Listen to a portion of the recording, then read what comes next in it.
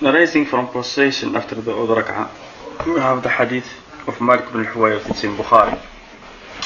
Yeah? We have the hadith of Malik ibn al-Huwayrith in Bukhari, where he says that the Prophet, when he stand up for the odd rak'ah, he will sit down first. He doesn't stand up straight. He will sit for a moment and then stand up.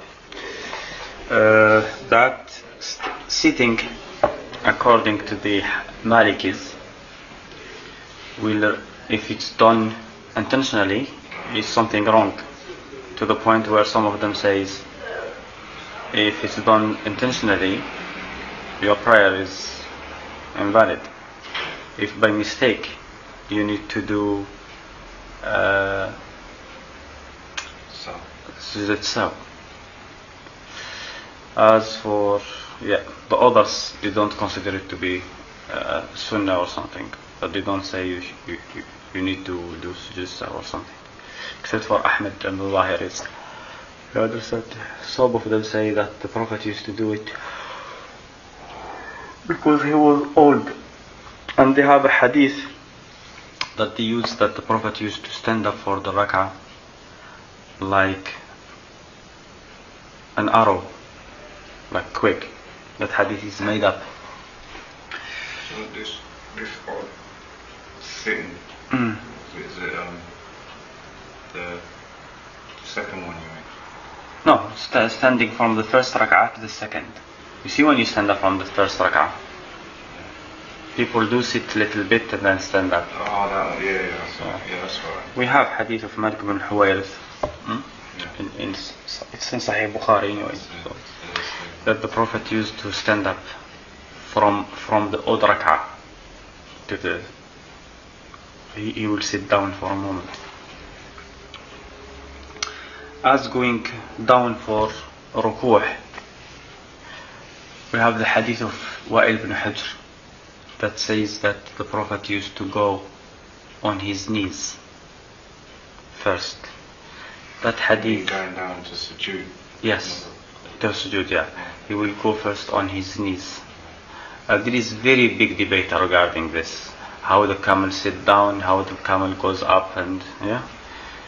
So the hadith of Wa'il ibn Hujr that the Prophet used to go on his knees, that hadith is weak, very weak. Weak. Clearly weak, not very weak. And then the other hadith, which is better but still weak, that says that you shouldn't yabrok, someone goes down. You see, when someone goes down on his knees, I don't know how you call that. So he says nobody should do that like camel. This hadith is the narration of Abdullah ibn Nafi' al-Sa'igh, who is weak, from Abu Zinad, from Al-A'raj, from Abu Hurairah. So the hadith is weak. No, actually, it is not from. It's from Abdullah ibn Sa'igh, from Muhammad ibn Abdullah ibn Hassan, from Abu Zinad, from A'raj, from Abu Hurairah. Abdullah ibn Nafi' al-Sa'igh is weak, and Abdullah and Muhammad ibn Abdullah ibn Hassan is not better. Well, Sayyid he is Thiqa ibn Hibban and al-Nasa'i. Doesn't really make him. And this hadith is known, actually. And this person is known, but people didn't. You see, when these people, a person like this, he is known. He is Muhammad bin Abdullah bin Hassan bin Ali bin Abi Talib. And people avoid to talk about him. That means they don't know him. The fact that Nasa'i said he is thiqa doesn't mean anything. And the hadith of Abdullah Sa'igh, it just say that the Prophet said no one should go down like a camel, but he didn't say how the camel goes down. Then we have the other narration from Darawardi, Muhammad bin Abdul Aziz Darawardi from Muhammad bin Abdullah bin Hassan, from Abu Zinad, and it explains nobody should go down like a camel. He should put his hands before his knees. Darawardi still. Darawardi, Bukhari narrates from him what we call mutaba'a, with backup. He is not, he makes mistakes, a lot of mistakes, so his hadith should be rejected. This kind of like Hasan, his hadith is Hasan and he is Saduq, and even when some people say, oh, he is backed up by Abdullah Sa'iq. Okay, he is back. Yeah, they both narrated the same hadith from the same. Okay, but Sa'iq never said anything about putting the hands before the knees. So that's still weak. And then the other problem here in this isnad is Abdullah bin Muhammad bin Abdullah bin Hassan. Bukhari says, I don't think he has met Abu Zinad. Abu Zinad is the muhaddith of Medina in his time. Muhammad bin Abdullah bin Hassan is from Medina. So people say, well, Bukhari didn't deny that he met him, and they were living in the same time. Actually, at the time of the death of Abu Zinad,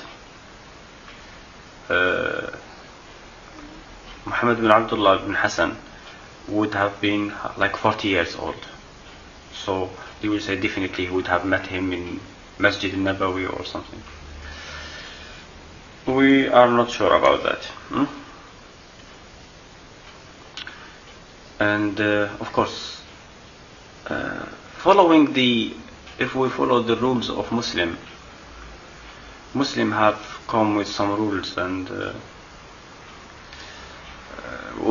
that Muslim rule, contrary to Bukhari, that we don't have to establish that they have met, as long as there was a possibility that they would have met. The fact remains that this man is not really that strong. And then even if he was, then we have the hadith coming from Abdul Aziz Darawardi, who is known. He is not majhul, he is known. And he is known to be weak. Some people consider him, of course, some people consider him to be trustworthy, some people consider him to be weak. We always go with the one who says is weak. The person who says this person is weak has learned something that the other person doesn't know, as long as he explains. And Abdul Aziz Darawardi is not like one person. Many people have said he's weak. That is because he makes mistakes. So it doesn't. We don't have clear hadith to say how you go down to sujood. We have the hadith Sahaba describing the Prophet going down for sujood as saying like he used to fall, like falling, and then he falls down. Yahweh, going down. Yeah, that is like someone going probably on his hands. But it's not. That is their term of saying the word. It might be that he went on his knees and then falls in his hands, but it's not really a big issue. If it was something very important, it would have been, the Prophet would have said it, and he didn't. With the hadith that we have, he didn't, because they are weak. Yes. Just wanted to ask you one question. Yeah. About the previous session. Okay. It's about Mu'adh bin Jabal. Mu'adh bin Jabal. And he used to lead the prayer. He used to lead the prayer. Yes. In Medina, yeah. Yes. Was he appointed to lead the prayer? Well, we don't know if he was appointed or not. He might be appointed. He might just have the Prophet have commanded people that the one who has memorized more Quran should lead. So it may be he was the leader of his tribe as well. Okay. Because I was talking One about of- it with someone else the other day, and I said there's a possibility that, you know, to say that the Prophet would have known, sallallahu alaihi wasallam, that he went and was leading other people. Yeah. That's not. No, definitely he would know that he was leading other people because the man came and complained about it. Yeah. So he knew that he was leading. Right. So couldn't we use that as evidence to say that, well, like the Shafis do, that he's praying behind the Prophet, Yeah. sallallahu alaihi wasallam. Like you said, definitely, I don't think he'd be doing the Sunnah. He'll be doing his. Yes. But, Yeah. and he goes off after that, Yeah. and he's leading again. So Yes. could you use that as a? Well, evidence? leading the prayer, I told you that there is no need for you to have the same intention. Nobody have said that you have to have.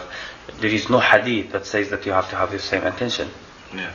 I'm saying like a supporting. Could you use that in a way? Well, of course, I used it last time, no? As a supporting.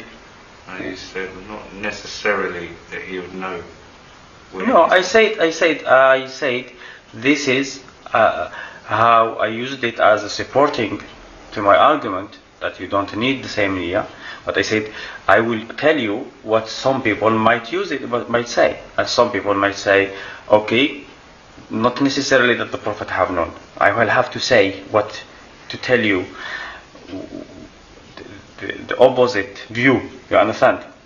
And then I say, yeah, that is a possibility. It is a possibility that the Prophet would have not known, would have not realized when he was talking to Mu'adh, that, okay, this person is leading this tribe.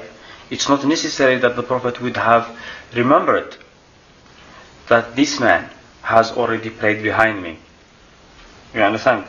It's not necessary. The hadith doesn't say that Mu'adh used to do that every day. So the Prophet might think that Mu'adh sometimes prays with me and sometimes goes to his tribe. You understand? We don't know what he was thinking when he. So it's not really like clear. Supporting supporting evidence, yes, but as evidence by itself, you can't. I mean, those who use it as evidence by itself, it's not an evidence. Okay? Good.